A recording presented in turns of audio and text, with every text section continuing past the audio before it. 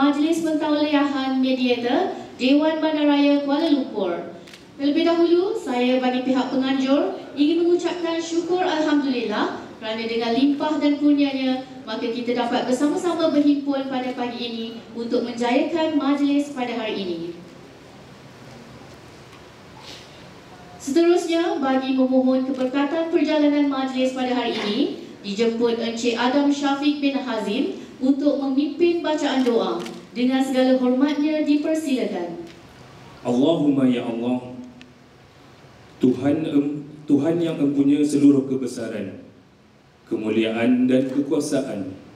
Selawat dan salam kepada junjungan besar Nabi Muhammad sallallahu alaihi wasallam, keluarganya dan para sahabatnya. Hanya kepadamu sahaja yang selayaknya kami panjatkan kesyukuran atas segala nikmat dan rahmat yang telah Engkau kurniakan. Allahumma ya qawi ya matin, pandangilah kami dengan pandangan rahmat-Mu. Bersempena Majlis Pentauliahan Mediator Dewan Bandaraya Kuala Lumpur akan disempurnakan oleh Yang Berbahagia Datuk Sebaya Haji Kamaruzaman bin Mak Saleh, Datuk Bandar Kuala Lumpur. Kami memohon rahmat-Mu ya Allah agar majlis ini dapat berjalan dengan lancar dan jayanya. Wa sallallahu ala sayyidina Muhammad wa ala ali sayyidina Muhammad. Subhana rabbika rabbil izzati amma yasifun wa salamu alal mursalin walhamdulillahi rabbil alamin. Taqabbalallahu minkum. Yang Berbahagia Datuk Sebaya Haji Kamaruzaman bin Mat Saleh, Datuk Bandar Kuala Lumpur merangkap Pesuruhjaya Bangunan Kuala Lumpur untuk menyampaikan ucapan beliau. Dengan segala hormatnya mempersilakan Datuk. Alhamdulillah, pada pagi yang mulia ini kita dapat berkumpul bersama-sama di majlis yang agak unik, mungkin yang julung-julung kali diadakan bagi program mediasi di Malaysia. So, terlebih dahulu, marilah kita memanjatkan setinggi-tinggi kesyukuran kehadrat Allah Subhanahu Wa Taala kerana dengan limpah dan izinnya kita semua dapat hadir ke majlis yang penuh bermakna dengan penuh gilang gemilang ini, iaitu Majlis Pentauliahan Mediator Dewan Bandaraya Kuala Lumpur dan Majlis menandatangani memorandum persefahaman MOU antara Dewan Bandaraya Kuala Lumpur dengan Universiti Islam Malaysia.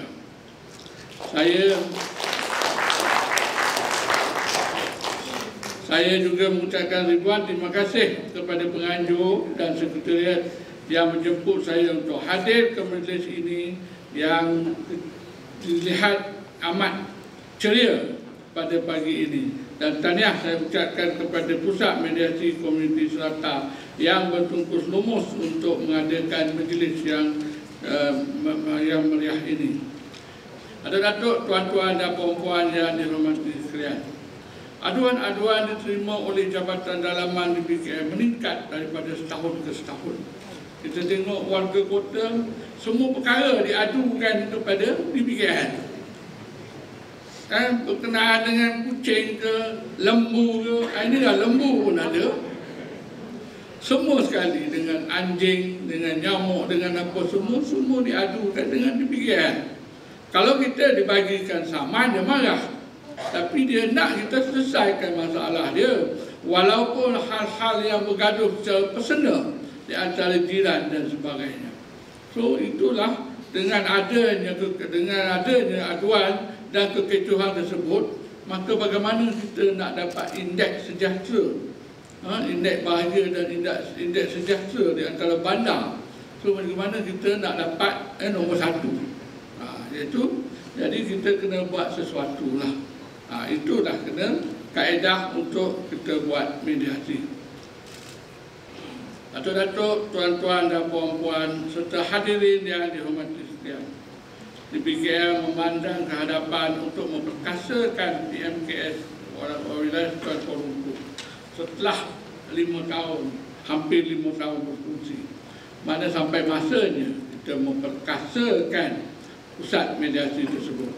Sehubungan itu, DPKL akan menjalinkan kerjasama dengan Universiti Islam Malaysia, memandangkan UIM yang diterajui oleh Yang Berbahagia Profesor Emerita Siti Naishah binti Hambali, Naib Chancellor UIM, seorang yang mempunyai kepakaran yang tinggi, pengetahuan yang luas dalam bidang mediasi komuniti.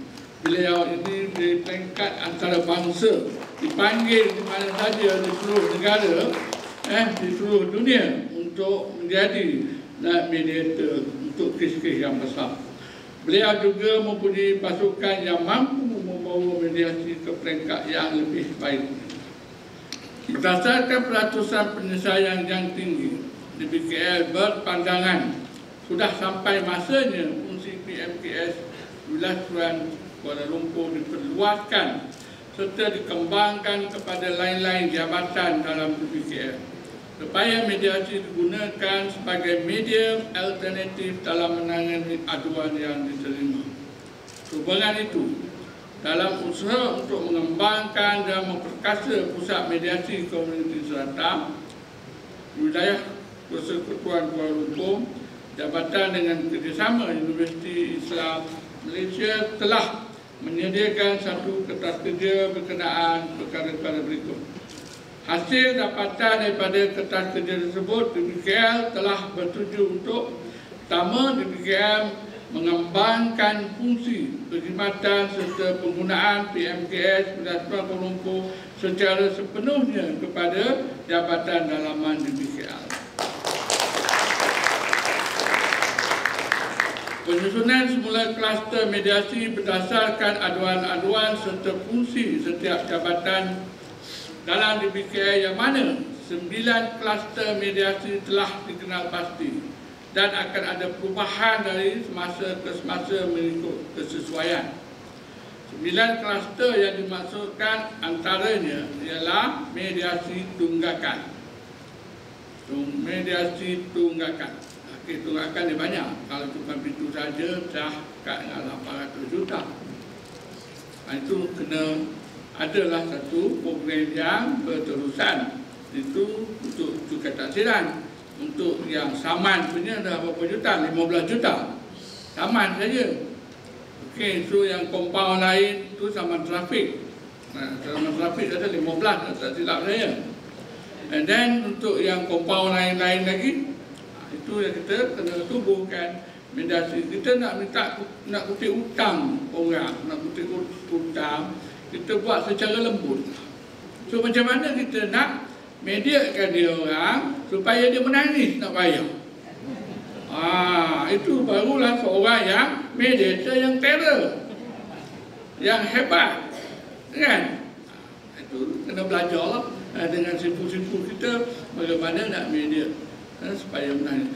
Mediasi komuniti, ini hubungan di antara jiran-jiran yang bersebelahan. Mediasi kontrak, ini yang selalu berlaku di jabatan projek. Mana ada main-con, sub-con, lepas tu sub, 10 kali sub. Lepas tu bergaduh, lepas tu projek tak siap. Macam mana nak buat mediasi itu? Mediasi pembinaan, mediasi pelancangan, mediasi permit lesen perniagaan, mediasi tempat kerja, mediasi perkhidmatan, dan mediasi penguatkuasaan. Kita ada 9 kluster mediasi dan kita akan susun dan kita akan atur. Setiap jabatan perlu mempunyai seorang mediator bertauliah daripada kumpulan pengurusan dan profesional. Meluaskan skop dalam menangani konflik dan permasalahan yang pelbagai yang mana terdapat aduan yang tidak sesuai dimediasikan, sebaliknya sesuai ditangani dengan kaedah lain yang lebih fokus dan profesional, iaitu negosiasi dan kaunseling. So dia ada kaedah. So kita bukan kata terikat saja dengan mediasi. Once kita tahu satu kes, kita mediate dia, tengok ini tak boleh buat mediasi. So kita buat kaunseling. Pun itu kaedah-kaedahnya lah. Selaras dengan pengembangan dan pemerkasaan PMSKL Wilayah Kuala Lumpur turut dicadangkan pertambahan kegiatan. Ada saya baca pula. Pertambahan mediator sebanyak 15 orang, sedia ada 6 orang tambahan 9 orang dengan jumlah kes yang boleh dituntut ditambah kepada 30 kes seseorang daripada 20 kes seseorang. Memandangkan pusat mediasi akan digunakan untuk pelbagai kes adalah saya dengan ini mencadangkan supaya pertukaran nama pusat mediasi kepada Pusat Mediasi Komuniti Madani Sejahtera.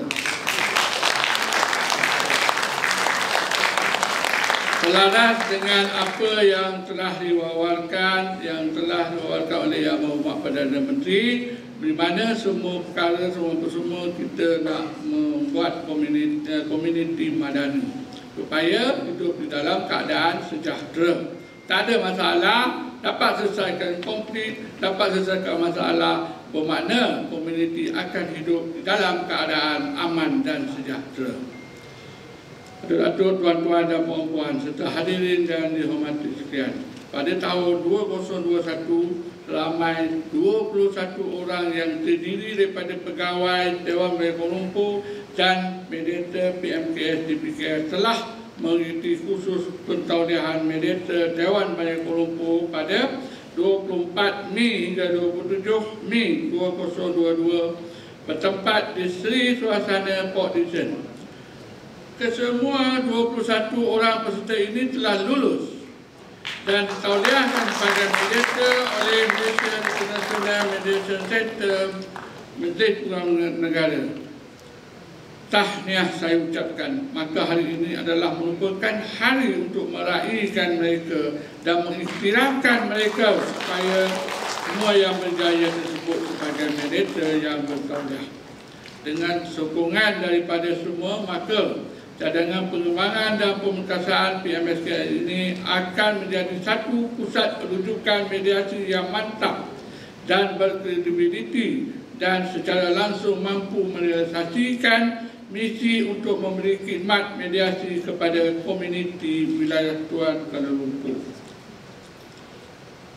Penggunaan mediasi dalam menyelesaikan aduan dan masalah adalah bukti komitmen DPKL untuk membangunkan sebuah masyarakat Malaysia yang madani, progresif dan bersatu padu selaras dengan indeks kesejahteraan rakyat Malaysia. Untuk saya sekali lagi mengucapkan ribuan terima kasih kepada Sekretariat PMKS di atas usaha yang gigih ini dapat mengadakan majlis yang penuh gilang gemilang pada pagi ini. Tahniah saya ucapkan. Sekian, wabillahi taufiq wal hidayah. Assalamualaikum warahmatullahi wabarakatuh.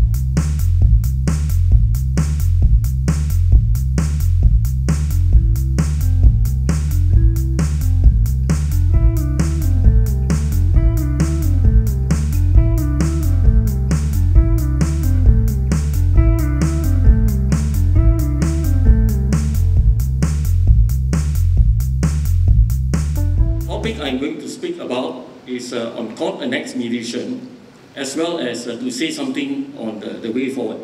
Perhaps on the way forward, I will leave that to the Q&A session afterwards. As to court annexed mediation, there are generally two types of mediation ongoing in this country. One is known as pre-action mediation, and the other one is court annexed mediation. Pre-action mediation means mediation before any action has commenced in court, and that includes the community mediation, which is being done, including the ones DBKL is now running, which I find very impressive. We have a very, very good success rate from what I've just heard from Dato' Panda. Please keep it up.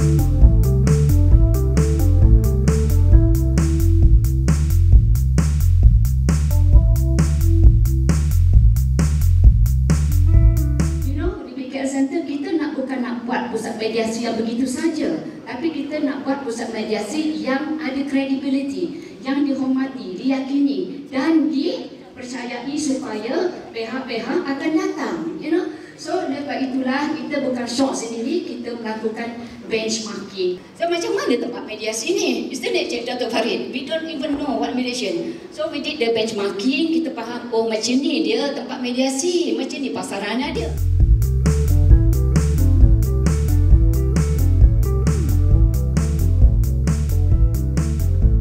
Seterusnya kita beralih kepada panel yang ketiga, yang bagi Dato' Abdul Farid bin Abdul Ghafur, Presiden Malaysian International Mediation Center. Dato', sebut saja mediasi, orang kata dia ADR, Alternative Dispute Resolution, yang nak menawarkan pencapaian win-win. Tapi sebentar tadi, Prof. Naisyah pun sebut, even menang pun rasa tak puas hati juga. Jadi Dato', sejauh mana keberkesanan mediasi dalam menyelesaikan konflik dari sudut Datuk selaku pengamal undang-undang? Yang kami sangat terharu dan teruja di atas jemputan ini dan melihat ramai daripada rakan-rakan yang telah melalui kursus mediasi dengan MIMC, daripada batch mula sekali. Datuk Panda sendiri adalah lulusan ataupun graduate daripada lulusan MIMC. DBKL percaya bahawa ataupun DBKL berpegang pada falsafah mediasi bahawa semua pertikaian boleh diselesaikan melalui mediasi. Jadi tahniah DBKL dan tahniah kepada semua lulusan yang telah lulus SEAGIL tadi. Saya sangat gembira berjumpa tuan-tuan dan puan-puan sekalian, kerana benda ini nampak mudah, tapi banyak syarikat Malaysia telah sedang beroperasi ataupun berniaga di Indonesia. Puan Razalia binti Khalid, Ketua Penolong Pengarah Jabatan Perancangan Korporat. Tadi Datuk Panda dalam ucapannya telah menyebut penduduk Kuala Lumpur 1.9 juta. Bayangkan 1.9 juta kalau buat aduan, saya tak tahu bagaimanalah bahagian Jabatan Korporat nak mengendalikan. Okey. Dan jadi saya serahkanlah kepada Puan bagaimana pentadbiran DBKL menangani isu-isu yang diadukan, dan Puan melihat kesesuaian mediasi ini dalam menyelesaikan aduan khasnya dalam pentadbiran di bawah DBKL. So dalam DBKL di DBKL, kalau kita tengok kepada persentage aduan yang kami terima di unit aduan awam, kita ada sistem adu AKL, dan sistem ni dah establish 13 tahun. Kita menerima jumlah aduan yang tinggi saban tahun dan tak pernah turun, dia semakin meningkat. So, apa antara pertikaian yang berjaya diselesaikan di pusat mediasi ini? Antaranya yang paling yang menimbulkan perasaan tidak puas hati pengadu, bukan sahaja dibuat aduan di call center, di adu AKL, dia mengadu kepada Datuk Panda, dia mengadu kepada Biro Pengaduan Awam, dan segala channel aduan tu dihantar. So fokus pusat mediasi ni menjadi salah satu pusat untuk nak menyelesaikan pertikaian tu, kerana di pusat mediasi mediator yang dilantik ni memang sangat berpengalaman. Seperti yang Prof maklumkan tadi, ya, ada latihan, ada teknik macam mana cara untuk menangani pertikaian. So pusat mediasi akan memanggil pengadu dan akan memanggil jabatan-jabatan yang terlibat untuk menyelesaikan pertikaian tadi.